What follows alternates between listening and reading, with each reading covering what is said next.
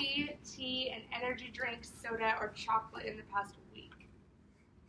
Okay, so based off your hands, I would assume that including some sort of source of caffeine in your diet is sort of a trend these days. And actually, in fact, according to an article titled Trends in Caffeine Intake Among U.S. Children and Adolescents by Amy M. Brennan, published in March 2014, 73% of all U.S. adolescents, as well as some children, include caffeine in their diet on a given day. So the real question is, if so many people are consuming caffeine, is it really good or bad for your health? So before I answer that, let's first ask the question, what is caffeine? According to an article titled What is Caffeine and Is It Good or Bad for Your Health by Alina Petrie, published by Authority Nutrition, caffeine is defined as a natural stimulant for the brain and central nervous system. So if you look at these photos, I'm sure you recognize them as chocolate, coffee, energy drink, soft drink, tea, and some sort of pill, which would be a caffeine supplement. And these are all very popular sources of caffeine, but they all vary in different caffeine amounts as well as sugar levels. Let's narrow in on the most popular form of caffeine, which is coffee. According to the article titled Coffee by Jane Bainbridge, published in 2012, coffee has become such a trend these days that companies are starting to tailor this product to a very large target market, including a lot of different ages and lifestyles. So growing up for me, I always associated coffee with adults and mature audiences who just drink black coffee. But then I started hitting middle school, and I noticed a lot of kids were drinking frappuccinos. And then I got to high school and college, and a lot of girls go to coffee shops for Instagram photos and such. And it's things like this, as well as adding flavoring to coffee and offering instant coffee, that make coffee so attractive to a wide range of people. And these all vary anywhere from 80 to 175 milligrams of caffeine per dose.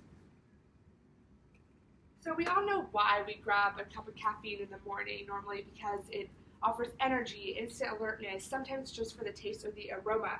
But there are actually unnoticed benefits to drinking a healthy dose of caffeine a day. That would include how it detoxes your liver, even cleanses your colon, lowers the risk of Parkinson's disease, and even increases your memory.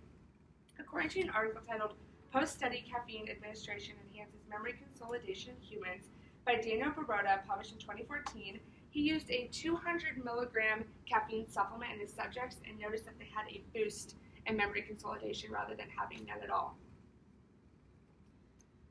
So if you ever go into the UU and you look at the Starbucks line almost at any given day, it's normally pretty lengthy. And if we go back to that first statistic I gave you, which is 73% of U.S. adolescents consume caffeine in a day, it's pretty safe to assume that a lot of people in that line have some sort of caffeine addiction.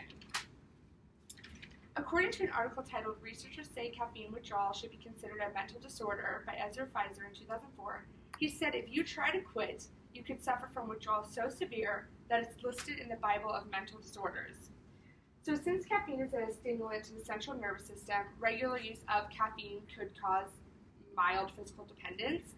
And with any addiction, we know if you try to cut it out of your life, you could suffer from any sort of withdrawal symptoms. And I'm not talking about when you wake up in the morning and you crave a cup of coffee just because you have a headache or you're kind of tired. I'm saying if you go on something dramatic, such as like a coffee detox, you can experience anything from muscle pain, stiffness and cramping, insomnia, so trouble with sleeping, and even flu-like symptoms, something as severe as vomiting. So going back to the first question I asked you, is caffeine really good or bad for you? And that's a little bit tricky because it just depends how you personally approach caffeine. So there is definitely a right way to do it. And some suggestions would be make sure you're not on an empty stomach, make sure you drink it after a meal, make sure you're hydrated in between caffeine sources, so drink water, going along with that in moderation. So try not to drink 2 cups of coffee back to back, and try to pick a caffeine source with less sugar. So you can definitely enjoy caffeine and its benefits while still avoiding the dangers and the risks. Thank you.